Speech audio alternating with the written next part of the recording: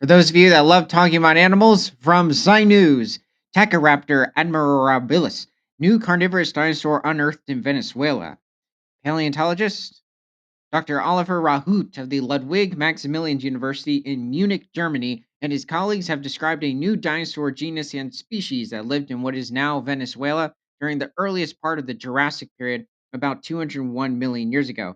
And now, from prehistoric to present, my name is Ethan. Welcome to Creature Guide Live Prehistoric News, and let's dive right back into the prehistoric news of the day.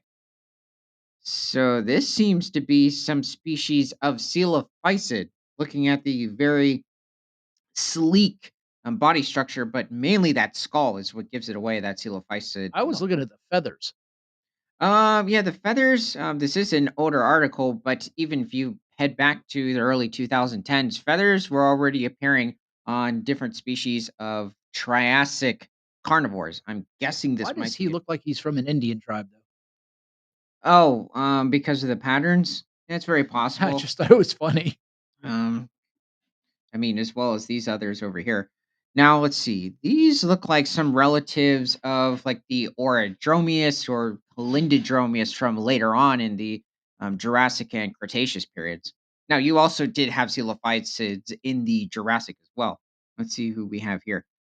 Tachiraptor admirabilis attacking a herd of plant-eating Laquintosaura Venezuela. Okay, so it's these Laquintosauran ornithischians that are occurring here. So these are all small herbivores. So you know what they are? I believe yeah, they showed up on a more recent discovery. So the newly discovered dinosaur is a small bipedal theropod with an estimated body length slightly over 1.5 meters. Well, I'm guessing that's somewhere around uh, 4'8" in length. So this animal probably didn't weigh much more than 8 to 20 pounds or somewhere around maybe 8 kilograms. And it's a pretty common size for different species of the Coelophysid family. They did become a lot larger, but there were also several small species too. It belongs to a sister group of Avarostra. That is this is an immense lineage of carnosaur theropod dinosaurs. A large clade of theropod dinosaurs that is known primarily from the Middle Jurassic. They would cling on into the Cretaceous as well, they just weren't as abundant. So, after 145 million years ago, the paleontologists found only two fossilized bones of the new dinosaur in the La Quinta Formation, about 4 kilometers northwest of the town of La Grita in Taquira, Venezuela. They named the new genus and species Tachiraptor admirabilis. So, just reminding everybody that not every dinosaur that is named or has the name raptor inside of it is a member of the raptor or dromaeosaur family. This is far before the dromaeosaur family would evolve, which they won't appear until the Cretaceous period. So, somewhere between 140 and 145 million years ago. Oh, do we know how long ago this was existing? Okay, we don't know at the moment. So these are the bones of the carnivore.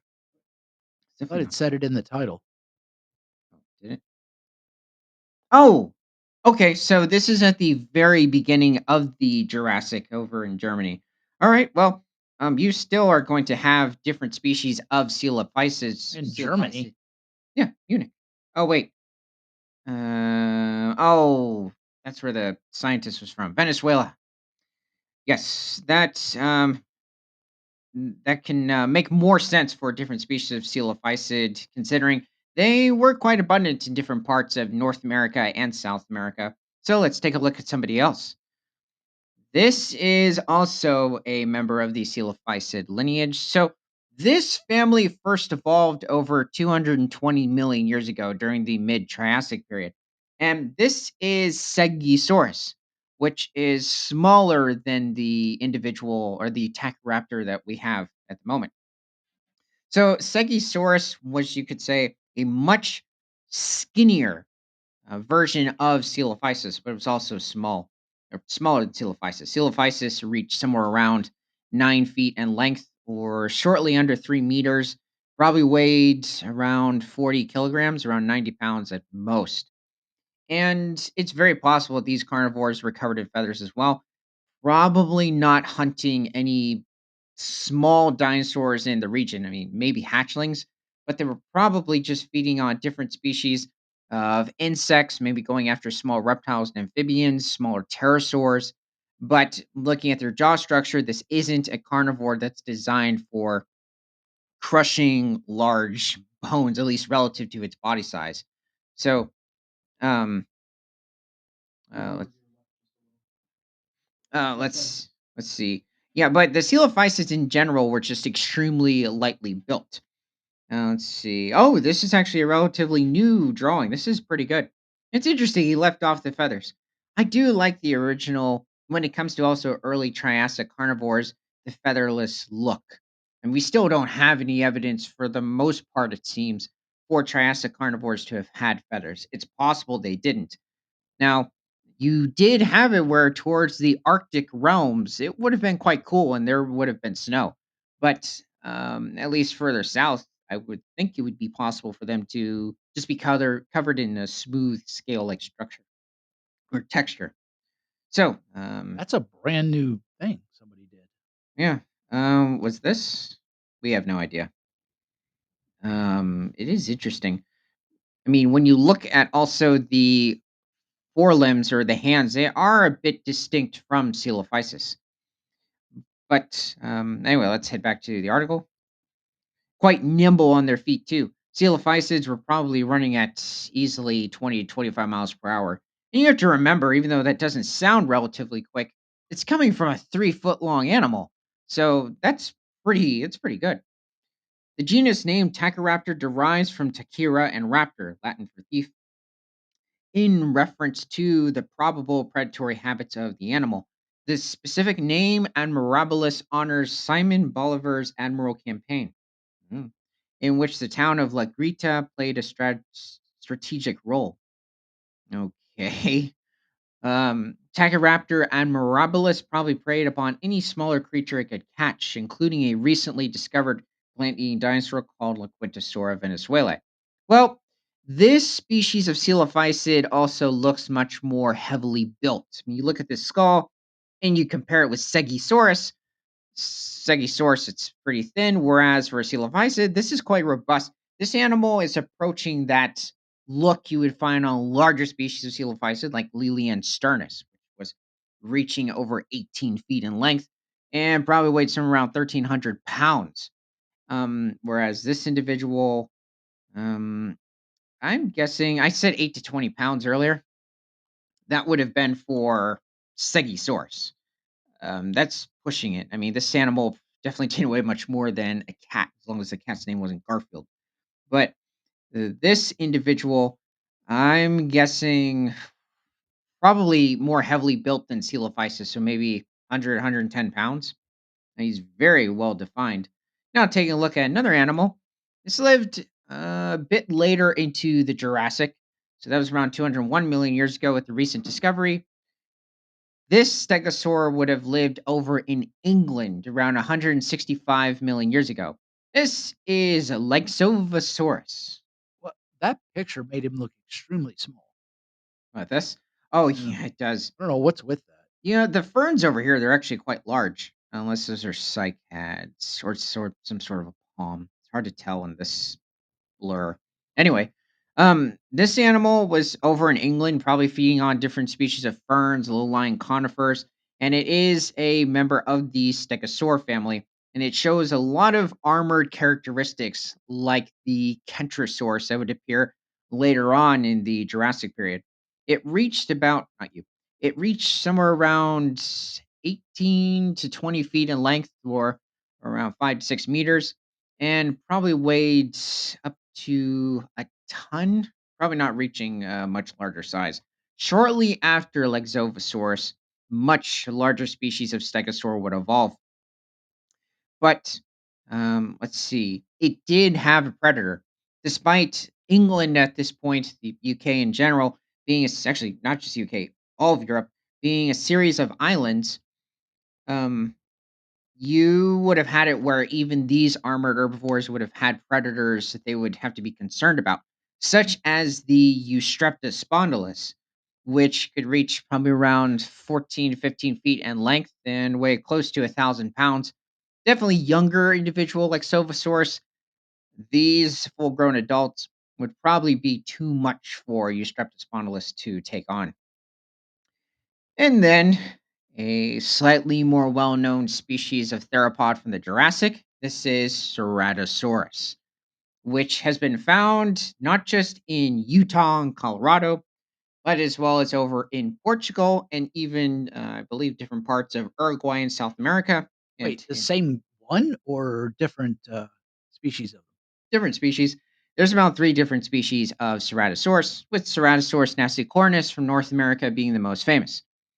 You have another species coming over from Tanzania, Africa, so not too far from the Serengeti, and then over in Uruguay, down in South America, as well as the Portugal European species. So Ceratosaurus, this individual, see if there's somebody here. As you can see, it has a somewhat robust type of skull structure, especially for large carnivores from the late Jurassic. Now, what's also interesting is that Ceratosaurus has some of the sharpest teeth of any theropod dinosaur to evolve.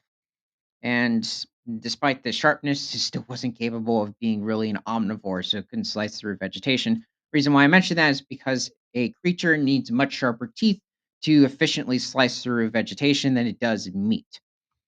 So, besides that, this is also around the time, not that it wasn't occurring earlier in this time period, but we start seeing much smaller limbs on the, or much smaller arms when it comes to the theropod dinosaurs. But there definitely ends up being a lot more muscle and bone density when it comes to their hind limbs. Now, looking at Ceratosaurus, it does have these distinct three horns on the top of their skull.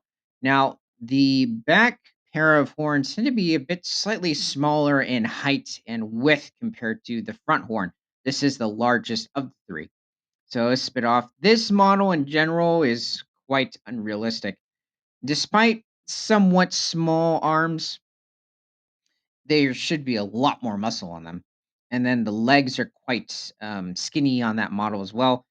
This animal seems to be, it's almost like too stocky, but he also has, these aren't ceratosaur toes. They belong on like a medium sized species of tyrannosaur, but I would still extend the length. The tail is a bit too stiff, I think.